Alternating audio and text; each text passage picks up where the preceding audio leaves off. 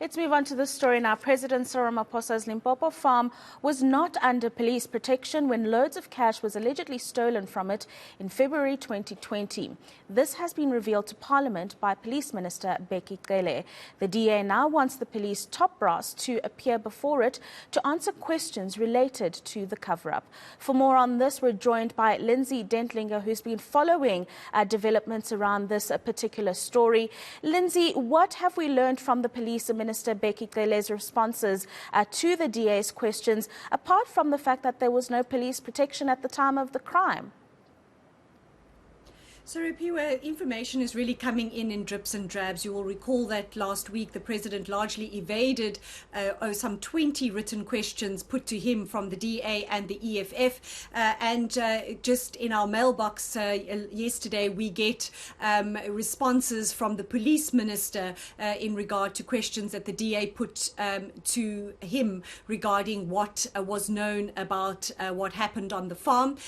The Police Minister clarifying that there was no police protection at the farm at the time that this theft allegedly took place. And why that is significant, Rapiwa, is because according to the presidential handbook, all the presidents, past and present and deputy president, they are entitled to police protection at their private residences, apart from those where they live for official purposes. All their other residences are also entitled to police protection. So number one, it begs the question, how come there was no protection at that farm at the time? And then what the police minister has also revealed, Rapiwa, is that subsequent to that incident, he says in his written response, he only says in late 2020, that farm then became protected by the SAPS, and for that reason he says that the incident at the farm was not reported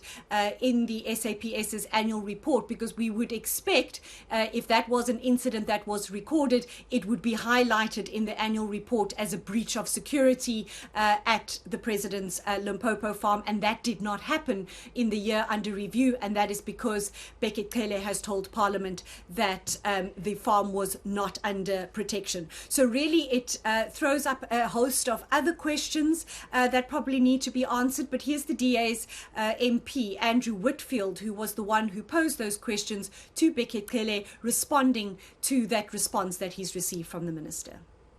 Something doesn't add up. Why is it only now under the protection of the SAPS VIP unit, whereas the president was in the office of the presidency at the time of this incident, and the Pala Pala farm was not under the protection of SAPS VIP at that time? So we believe that there are, unfortunately, more questions for the president to answer in this regard. And of course, Lindsay, the DA is not letting it rest there. What is the next course of action that they'll be embarking on? So as you hear there from Andrew Whitfield, many more questions. It might just be, Rapiwa, that the president perhaps said, well, I don't go to the farm that often. It costs a lot of money to secure an area like that. It's not necessary for the police to be stationed there, but we don't really know, because as I say, the law does make provision for all his properties to be protected. So with that in mind, the DA has already requested the chairperson of the Police Portfolio Committee to have the head of the VIP Protection Service, Wally Roda, appear before it to explain why no case was ever lodged at any police station, why there was this cover-up, and also for the police's top brass, the police commissioner at the time, the police commissioner at present, to come and explain to Parliament what exactly they knew about this crime, and if nothing, why not, and who was involved in keeping this all under wraps. We know that the chairperson of that committee, Tina Jumat-Peterson, has really kicked for touch for now. Parliament is in recess,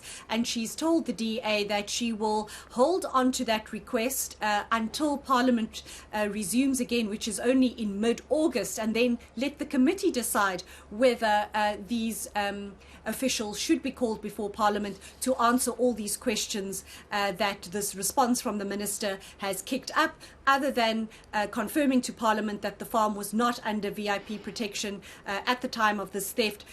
Becky Cele only telling Parliament that the Hawks is investigating, and once that investigation is complete, the docket will be handed to the National Prosecuting Authority. So that's really the DA's next course of action, to try to get police officials before Parliament to answer as to what they knew about it. But here's Andrew Whitfield again explaining. If there was the cover-up in here with Phala Phala, it means that senior SAPS management were intimately involved in that cover-up. And that is a very, very serious issue which Parliament must uncover. Parliament must play its role in oversight and accountability of the executive.